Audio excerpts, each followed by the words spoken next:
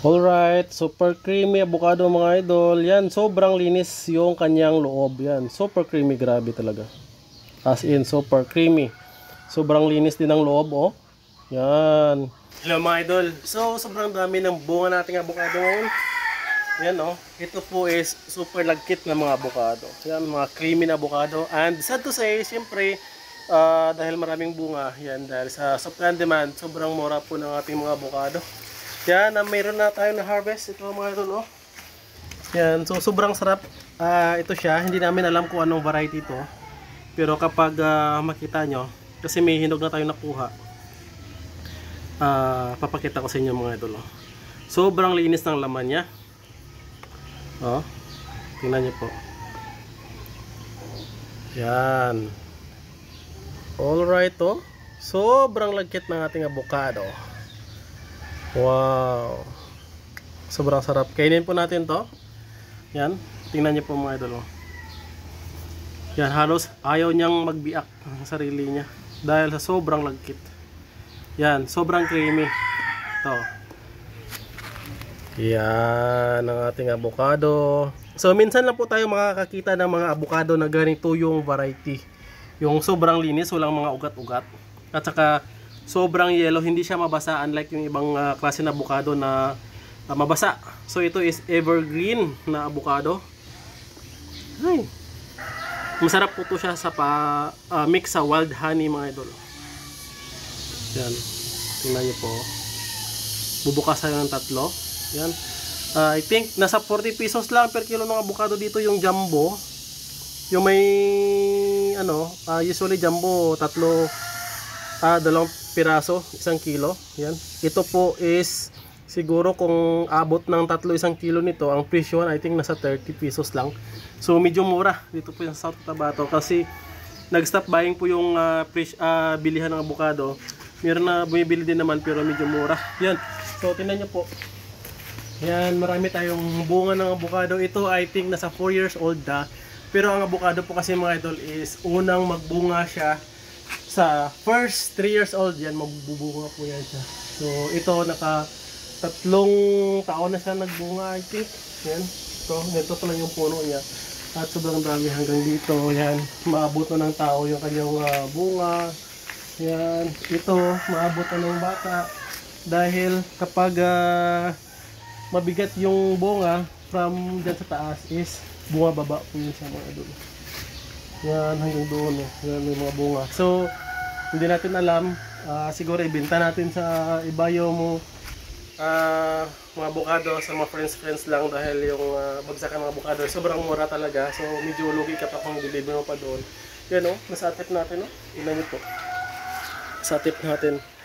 Atip ng kubo natin. Sandamakmak ng mga avocado. I think sa Luzon na sa mahigit 100 ang avocado sa Luzon.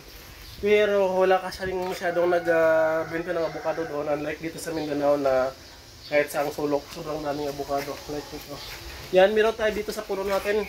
Sa bahay natin, 1, 2, 3, 4, 5, 6, 7 punuan ng avocado. Sobrang dami. Yan, at saka ito na avocado is dito pa lang natin na harvest. So may ma-harvestin pa tayo siguro mga idol. And ito kasi medyo matanda-tanda na kailan na siyang harvest. Yan yung ganitong size. Hindi siya ganoon siya kalakihan. Pero quality naman po siya na avocado. Ito yung mga maliliit niya na size na sa dulo natin na harvest. Yan, medyo reject na talaga ito siya. Pero matanda na po yan siya. Matured na. At saka ito yung kainin natin. Kapag may bibili, ito yung bibenta natin. At 40 to 50 pesos per kilo. Yan, please comment down mga idol sa mga mayroong avocado. Swertihan kapag may presyo kasi lalo na pag bare months, lalo sa December, umabot po ng 200 pesos per kilo ang avocado. Ayan. Alright, super creamy avocado mga idol. Yan, sobrang linis yung kanyang loob. Yan, super creamy, grabe talaga. As in, super creamy. Sobrang linis din ang loob, oh. Yan. Ito yung ating avocado. Yan, oh, malilinis yung loob niya. Super creamy, yellow na yellow. Wala po siyang masyadong mga ugat-ugat unlike other avocado. And ito po siya is evergreen. Yan. Bili na.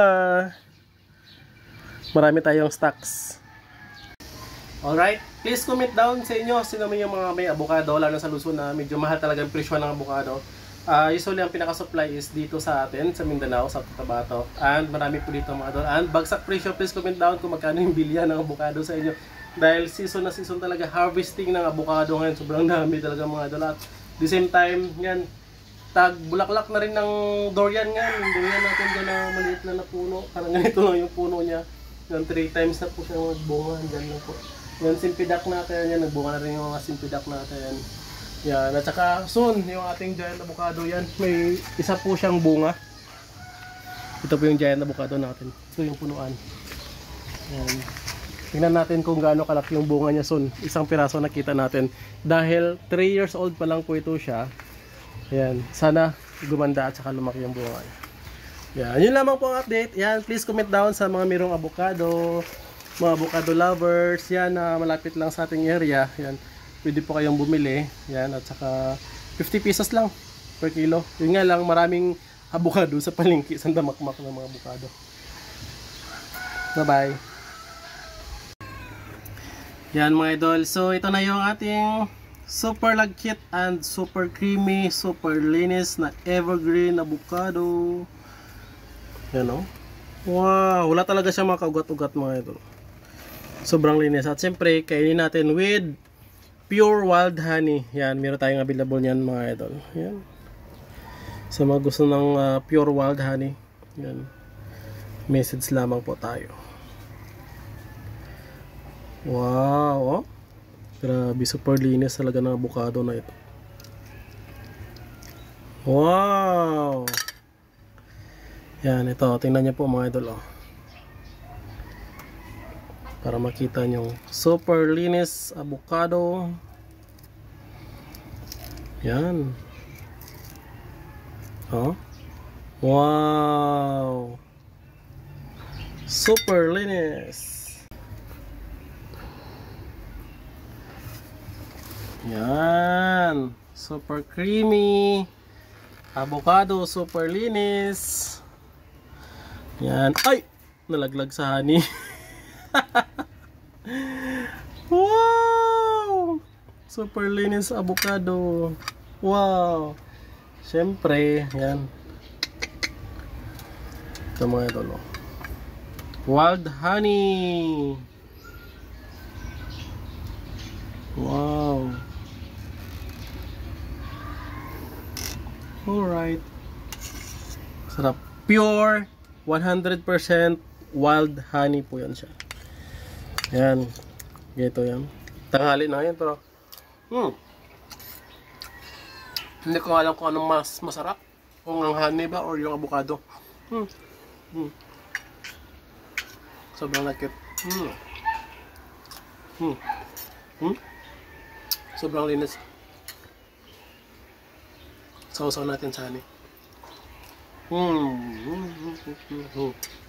Bye bye. Harap. Sobrang linis.